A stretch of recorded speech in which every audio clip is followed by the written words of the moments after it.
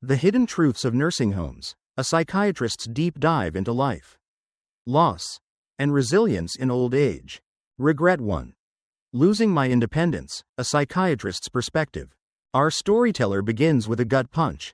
The biggest shock after moving into a nursing home wasn't the small room, the set meal times, or even the unfamiliar faces. It was the realization that I had lost control over my own life. At 82, they'd cherished the small freedoms we often take for granted, deciding when to wake up, what to eat, or whether to take a quiet walk. In the nursing home, those choices evaporated. Breakfast came at a fixed time. Walks required permission, and their beloved routines were replaced by someone else's system.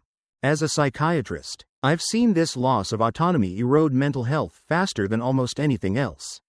Independence isn't just about physical capability, it's a cornerstone of identity. The American Psychological Association highlights that autonomy is a fundamental human need, linked to self-esteem, resilience, and even longevity. When it's stripped away, the brain doesn't just adapt, it mourns. Studies from the Journal of Gerontology show that older adults in institutional settings often experience a spike in depressive symptoms within the first 6 months, largely due to this loss of control. Let me paint a picture from my own practice. I once worked with a patient, Margaret, a sprightly 79-year-old who loved gardening.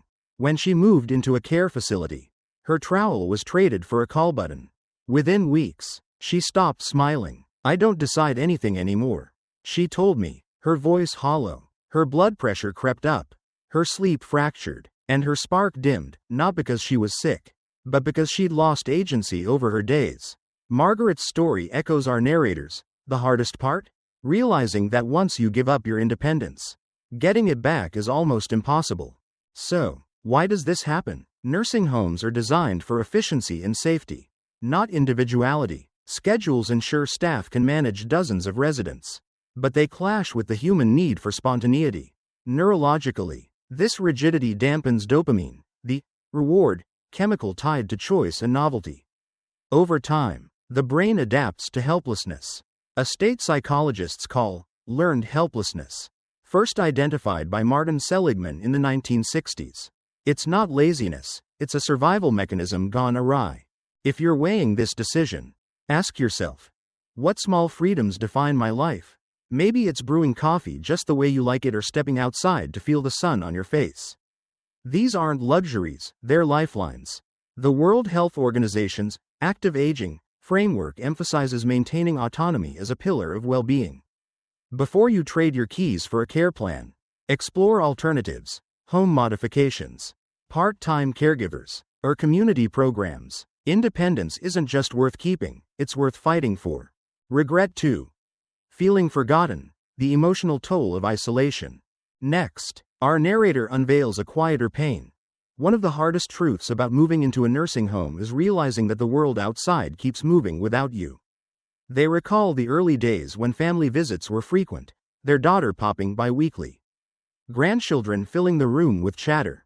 But as months passed, those visits dwindled. Life just got in the way. They sigh, describing a lonely evening debating whether to call their son, afraid of being a burden. This isn't just a personal lament, it's a universal truth I've seen play out in clinics and studies alike.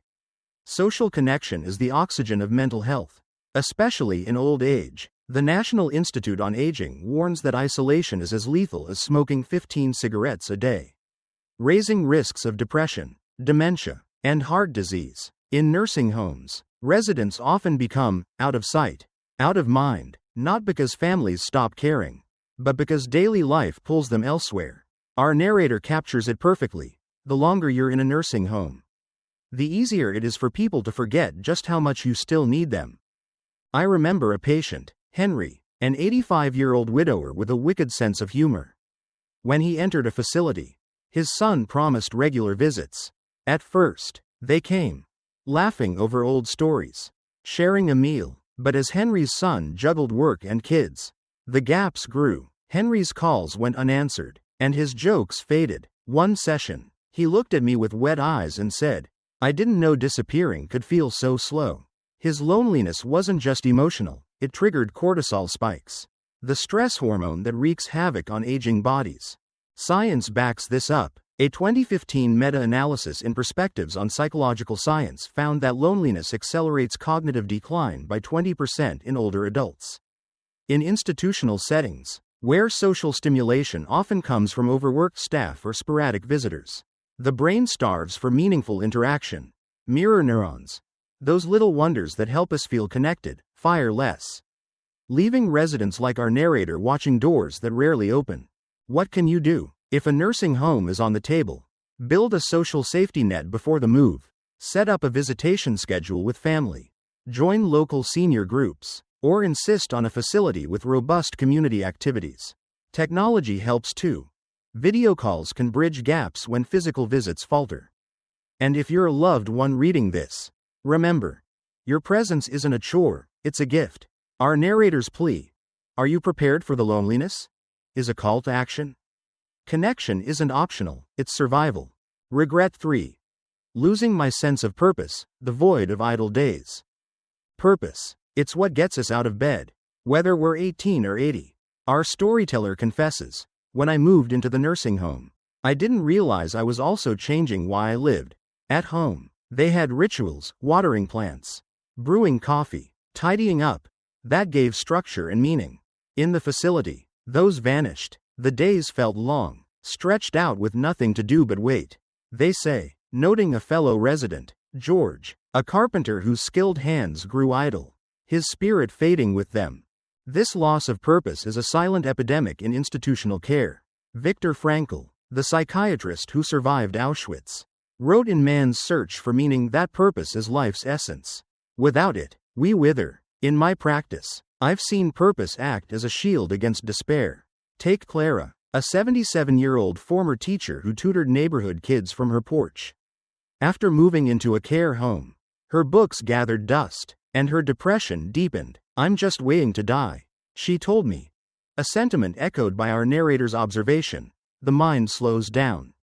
The body follows. Research from the Journal of Aging and Health confirms this. Older adults with a sense of purpose live longer, with lower rates of Alzheimer's and heart disease.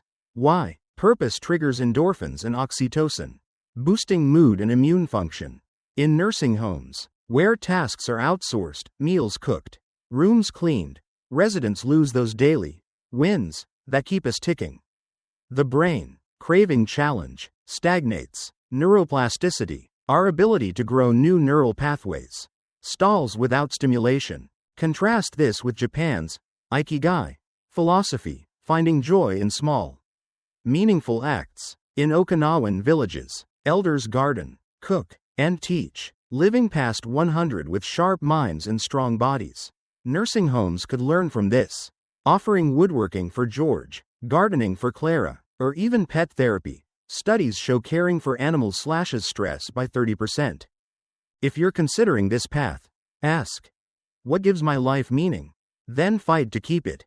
Advocate for facilities with purpose-driven programs, art classes, volunteer roles, or even resident councils. Purpose isn't a luxury, it's medicine. Our narrator warns, finding purpose isn't as simple as filling your time. It's about fighting to hold on to what makes you feel alive. Let's heed that call. Regret 4. Declining health faster than expected, the cost of convenience. I was doing well for my age, our narrator recalls, describing walks, cooking, and a body that still served them.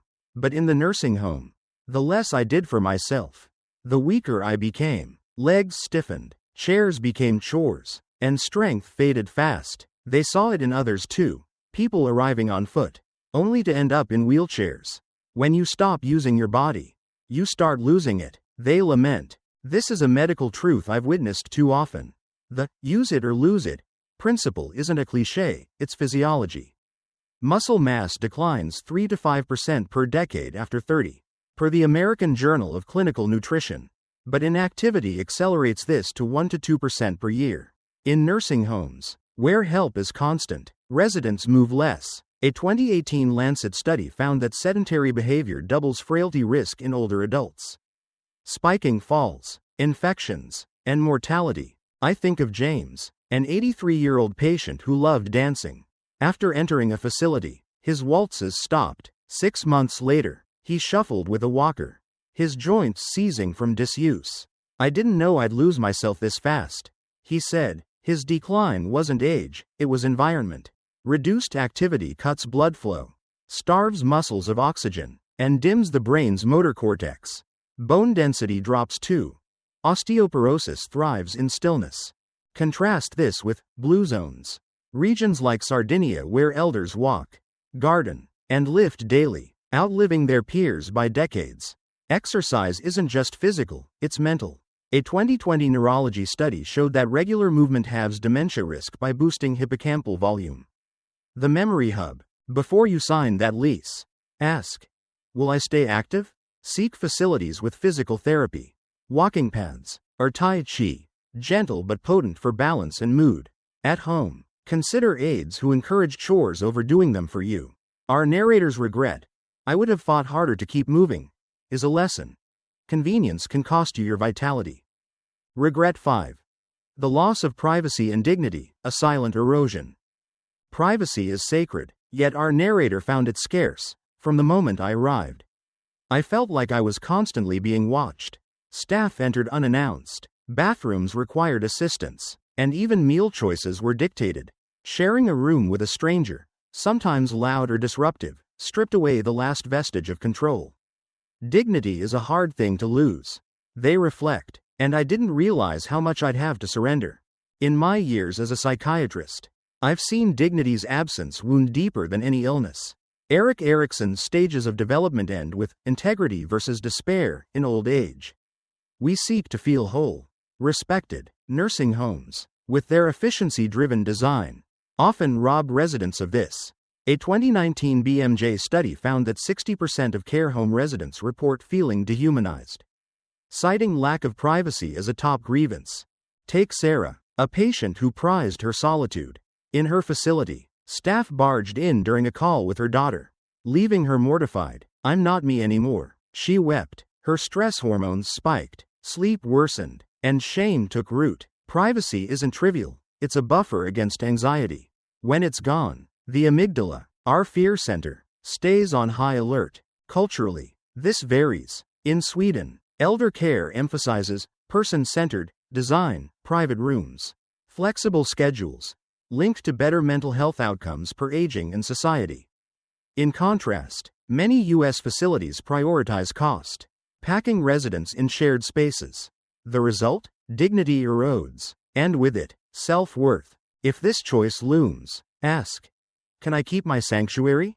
Tour facilities, demand privacy policies, and weigh home care options. Our narrator's warning, are you prepared to give up the control you've had your entire life? Rings true. Dignity isn't negotiable, it's your right. Regret 6. Realizing it's harder to leave than you think, the trap of permanence. Finally, our narrator reveals a chilling truth. I told myself it was temporary, but what I didn't realize was just how hard it would be to get out. Their home sat empty, family hesitated, and physical decline made independence a distant dream. The longer you stay, the harder it becomes to adjust to life outside. They warn, this is the nursing home paradox. Entry feels reversible, but it's a one-way gate for many. Financially, costs drain savings, $7 monthly on average. Per the Genworth Cost of Care Survey, homes get sold, belongings scattered. Physically, deconditioning sets in. As we've seen, emotionally, fear of failure paralyzes. I've counseled patients like Tom, 80, who dreamed of returning home but doubted his strength after a year inside. I'm stuck, he said, voice breaking. A 2017 Health Affairs study found that only 10% of nursing home residents return to independent living within a year. The rest face a shrinking world. As our narrator notes, the outside life you once knew starts feeling like a distant memory. This isn't inevitable. Planning can preserve options. Retain your home, build a support network, and set clear exit criteria. Ask, am I ready for this to be permanent? Explore trial stays, respite care, or aging-in-place aids like grab bars and stairlifts. Our narrator's regret, moving in feels like a decision you can reverse. But for most people, it isn't, is a wake-up call. Freedom is fragile. Guard it fiercely. Aging on your terms. Our 82-year-old friend closes with wisdom. I don't regret growing older. But I do regret believing a nursing home was my only option. They found not comfort, but a slow unraveling of self. Yet they offer hope. If I could do it over, I would have fought harder to stay in my own home, explored more ways to get help without giving up my freedom. As a psychiatrist, I echo this. Aging isn't about surrendering, it's about adapting with intention. Nursing homes serve a purpose for some, but they're not the only path. The WHO Global Strategy on Aging champions aging in place, supported by data showing better outcomes in autonomy, health, and happiness, home care, community support, and technology. Think smart homes or telehealth can extend independence. So, what's your takeaway? For me, it's this: your life, at any age, is yours to shape. If this resonates, drop a comment. Tell me one thing you learned and how you'll use it. Subscribe to Psychology Old Age for more, and share this with someone facing this choice. Together, let's rewrite the story of aging, one where regret gives way to resilience, and every day feels like yours. Thank you for joining me.